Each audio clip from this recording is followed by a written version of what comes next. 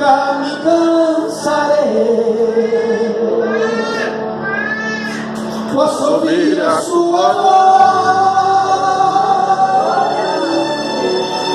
é mais doce do que o mel, que me tira desta cova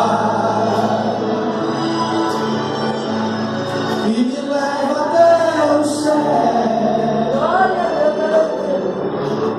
Já de fogo e terra